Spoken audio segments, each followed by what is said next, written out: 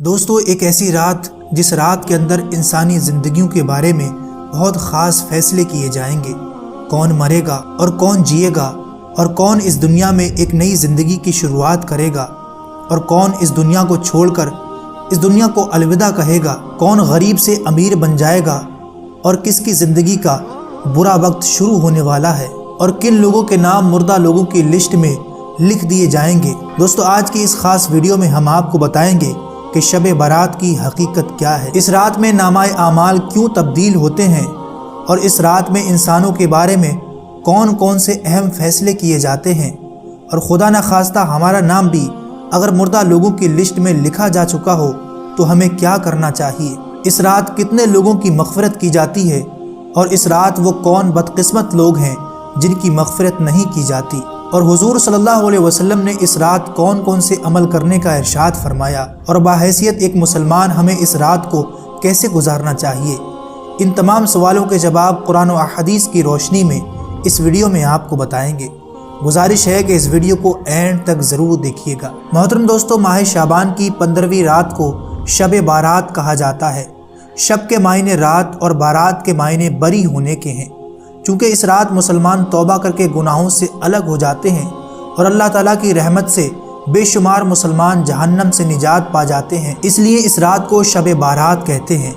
اس رات کو لیلۃ المبارکہ یعنی برکتوں والی رات، اور لیلۃ الرحمتہ یعنی رحمت نازل ہونے والی رات بھی کہا جاتا ہے۔ قرآن مجید میں اللہ ارشاد فرماتا ہے، قسم ہے اس روشن کتاب کی، بے شک ہم نے اسے برکت والی رات میں اتارا، بے شک ہم ڈر سنانے والے ہیں، اس میں بانٹ دیا جاتا ہے ہر حکمت والا کام۔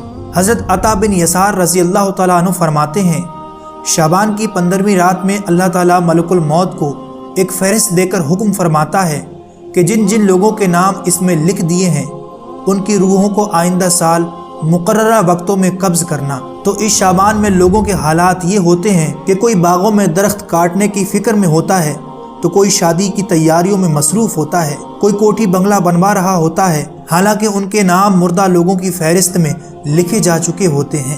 محترم مسلمان بھائیوں، 15 شعبان المعظم کی رات بڑی اہم رات ہے۔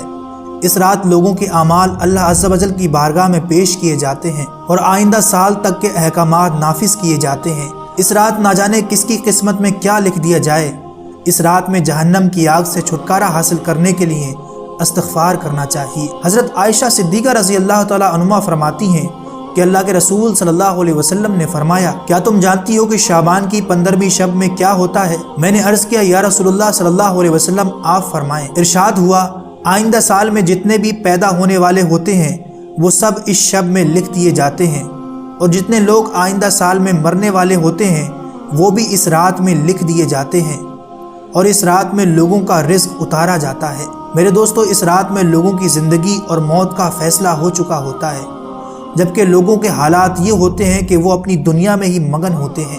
کوئی اپنا بینک بیلنس بڑھانے کی فکر میں ہوتا ہے، تو کوئی اپنا محل بنوانے کی چاہ میں ہوتا ہے، تو کوئی اپنی شادی کی تیاری میں لگا ہوتا ہے، جبکہ وہ یہ نہیں جانتے کہ ان کا نام مردہ لوگوں کی لسٹ میں لکھا جا چکا ہے۔ حضرت عثمان بن محمد رضی اللہ تعالیٰ عنہ سے مروی ہے کہ سرکار مدینہ صلی اللہ علیہ وسلم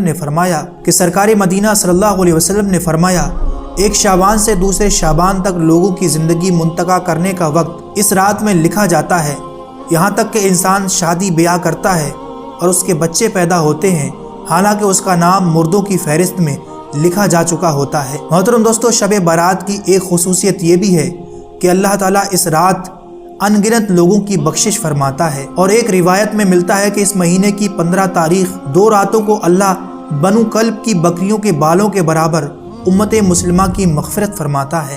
حضرت عائشہ صدیقہ رضی اللہ تعالیٰ عنہا فرماتی ہیں کہ ایک رات میں نے حضور صلی اللہ علیہ وسلم کو اپنے پاس نہ پایا، تو میں آپ صلی اللہ علیہ وسلم کی تلاش میں نکلی۔ میں نے دیکھا کہ آپ صلی اللہ علیہ وسلم جنت البقیع میں تشریف فرما ہیں۔ آپ صلی اللہ علیہ وسلم نے فرمایا، کیا تمہیں یہ خوف ہے کہ اللہ تعالیٰ اور اس کے رسول صلی اللہ علیہ وسلم تمہارے ساتھ زیادتی کریں گے؟ میں نے عرض کیا، یا رسول اللہ صلی اللہ علیہ وسلم، مجھے یہ خیال ہوا کہ شاید آپ صلی اللہ علیہ وسلم کسی دوسری اہلیہ کے پاس تشریف لے گئے ہیں۔ آقا و مولا صلی اللہ علیہ وسلم نے فرمایا، بے شک اللہ تعالیٰ شعبان کی 15ویں شب آسمان و دنیا پر اپنی شان کے مطابق جلوہ گر ہوتا ہے، اور قبیلہ بنو کلب کی بکریوں کے بالوں سے زیادہ لوگوں کی مغفرت فرماتا ہے۔ حضرت ابو بکر صدیق رضی اللہ تعالیٰ عنہ سے روایت ہے کہ آقا مولا صلی اللہ علیہ وسلم نے فرمایا، شعبان کی 15ویں شب میں اللہ تعالیٰ آسمان اور دنیا پر اپنی شان کے مطابق جلوہ گر ہوتا ہے اور اس شب میں ہر کسی کی مغفرت فرماتا ہے سوائے مشرک اور بغض رکھنے والے کے۔ ایک اور جگہ اللہ کے رسول صلی اللہ علیہ وسلم نے ارشاد فرمایا، اللہ تعالیٰ شعبان کی 15ویں شب میں اپنی رحمت و کرم سے تمام مخلوق کی بخشش کر دیتا ہے سوائے مشرک اور کینہ رکھنے والے کے۔ حضرت عبداللہ بن عمر بن عاص رضی اللہ تعالیٰ عنہ فرماتے ہیں کہ اللہ کے رسول صلی اللہ علیہ وسلم نے فرمایا، شعبان کی 15ویں رات میں اللہ تعالیٰ اپنی رحمت سے 2 شخصوں کے سوا سب مسلمانوں کی مغفرت فرماتا ہے، ایک وہ شخص جو کینہ رکھنے والا ہو اور دوسرا وہ شخص جس نے کسی بے قصور کا قتل کیا ہو۔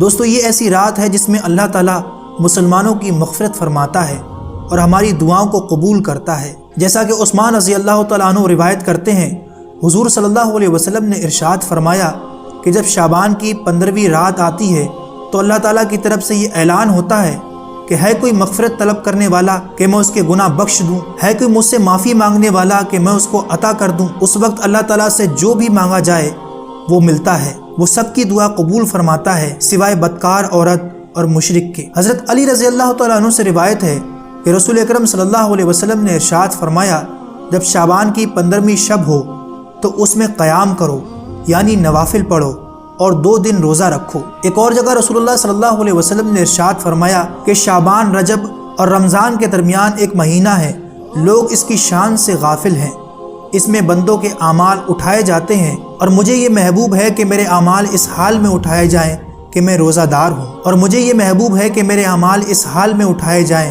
کہ میں روزے دار ہوں۔ اور روایات میں آتا ہے کہ ماہ رمضان کے علاوہ حضور صلی اللہ علیہ وسلم شعبان المعظم میں سب سے زیادہ روزے رکھا کرتے اور اللہ تعالیٰ کی عبادت کے لیے تیار ہو جاتے۔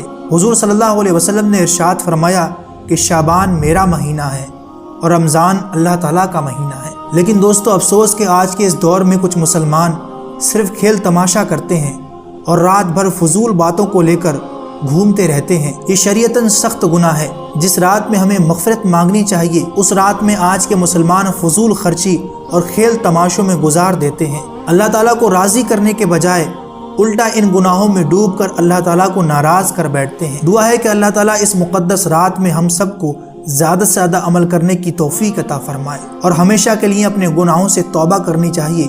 کیا پتہ ہمارا نام بھی مرنے والوں کی لسٹ میں لکھا جا چکا ہو۔ امید کرتے ہیں یہ انفارمیشن بھرا ویڈیو آپ کو پسند آیا ہوگا۔